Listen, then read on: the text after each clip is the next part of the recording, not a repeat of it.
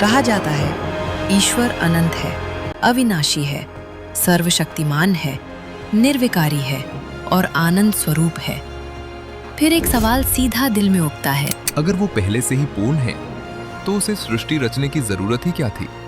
क्या ईश्वर को अकेलापन लगा? क्या उसे किसी चीज की कमी थी, या क्या हम ही कुछ गलत समझ रहे हैं, ईश्वर को भी और सृष्टि को भी? आज की इस वीडियो में एक काम करेंगे। ब्रह्मसूत्र, उपनिषद, वेदांत और हमारे महान आचार्यों शंकराचार्य, रामानुजाचार्य, माधवाचार्य सबकी दृष्टि को एक साथ रखकर एक सरल लेकिन गहरी नजर से इस सवाल को समझने की कोशिश करेंगे। और ये सवाल ऐसा कि आप भी सोचने पर मजबूर हो जाएंगे। जरा सोचिए तो। चलिए मित्रों, वीडियो को शुरू करते हैं।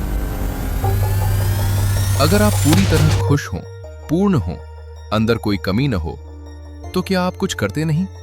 या फिर आपका स्वभाव खुद ब खुद बाहर व्यक्त होने लगता है? यही बात ऋषि मुनियों ने ईश्वर के बारे में कही है। पहला विचार, क्या ईश्वर को जरूरत थी? सबसे पहले एक गलतफहमी साफ कर लें। अगर ईश्वर वास्तव में ईश्वर है, यानी अनंत, पूर्ण, आप्तकाम, जिसकी हर इच्छा सदा के लिए पूर्ण है, तो उसे किसी चीज की जरूरत हो ही नहीं सकती। ब्रह्मसूत्र में एक आपत्ति उठाई जाती है, अगर ब्रह्म ही जगत का कारण है तो वो क्यों रचेगा? कारण तो तब खोजते हैं जब कोई मोटिव हो, कोई स्वार्थ, कोई कमी, कोई लाभ। यही आदि गुरु शंकराचार्य जवाब देते हैं, ब्रह्मण सृष्टि रचता है किसी अभाव को पूरा करने के लिए नहीं, बल्कि जैसे एक संपूर्ण सिद्ध राजा खेल के लिए कोई लीला करता है, वैसे ही।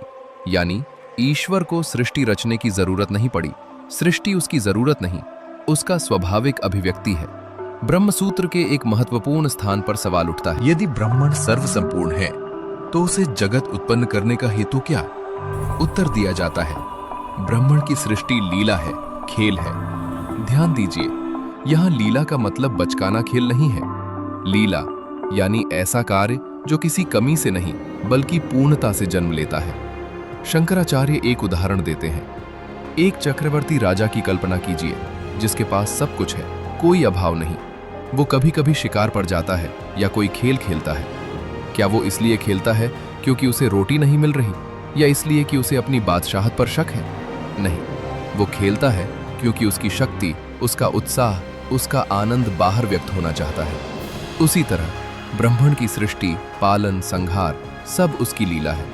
वो कुछ पाने के लिए नहीं, बल्कि अपनी अनंत शक्ति और आनंद को व्यक्त करने के लिए खेलता है। अब बात आती है, ईश्वर एक से अनेक क्यों? उपनिषद इस सवाल को बड़ी सुंदरता से छूते हैं। तैत्तिरीय उपनिषद में एक जगह कहा जाता है कि ब्रह्म ने अनेक होने की इच्छा की, कि वह बहु हो, अनेक रूपों में प्रकट हो। अब यहाँ इच्छा को मानवीय वासना की तरह मत लेना। ये ऐसी इच्छा नहीं कि मुझे ये नहीं है, वो चाहिए। ये वैसी इच्छा है जैसे एक कलाकार के भीतर अचानक गीत उठता है, या एक कवि के भीतर कविता की लहर उठती है। उसे किसी ने मजबूर नहीं किया, लेकिन उसकी सृजनात्मकता उससे यह काम करवाती है। मुंडक उपनिषद पर आधुनिक परंपराओं में एक सुंदर उदाहरण दिया जाता है। जैसे कोई गायक अंदर से उमंग से भर उठे और बिना किसी स्वार्थ के गाना शुरू कर दे, वैसे ही ब्रह्म अपने भीतर की अनंत संभावना को देखकर तप करता है और उससे सृष्टि का बीज प्रकट हो जाता है। न उसे पैसे की भूख है, न प्रशंसा की भूख, न अकेलेपन का डर, क्योंकि उसके सिवा कुछ है ही नहीं। न डर, न पैसा, न प्रशंसा। वो पहले से आप्तकाम है, सब कुछ पाया हुआ। फिर भी उसकी पूर्णता खुद को बाहर व्यक्त करती है। इसी को ऋषि सृष्टि कहते हैं। आग की गर्मी, सूर्य का प्रकाश, स्वभाव, जरूरत नहीं। अब एक बहुत सरल उदाहरण, अग्नि का स्वभाव क्या है? गर्मी देना और प्रकाश देना। आप आग से पूछें, तुम क्यों गर्मी दे रही हो, तुम्हें क्या जरूरत है, तो सवाल ही अजीब लगेगा। आग अगर गर्मी न दे तो वो आग ही क्या? सूर्य से पूछें, तुम रोशनी क्यों दे रहे हो, तुम्हें क्या फायदा? सूर्य को लाभ या हानि का भाव नहीं है, प्रकाश उसका स्वभाव है। वैसे ही वेदांत कहता है, सृष्टि ब्रह्म की जरूरत नहीं, ब्रह्मण की गर्मी है, उसका प्रकाश है, उसकी अभिव्यक्ति है। वो न सृष्टि से बढ़ता है, न प्रलय से घटता है, वो सदा पूर्ण है।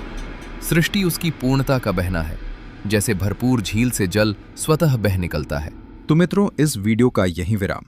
इसका अगला भाग भी आ सकता है, तब तक देखते रहिए हरि कृष्ण यूट्यूब चैनल। आपका बहुत बहुत धन्यवाद।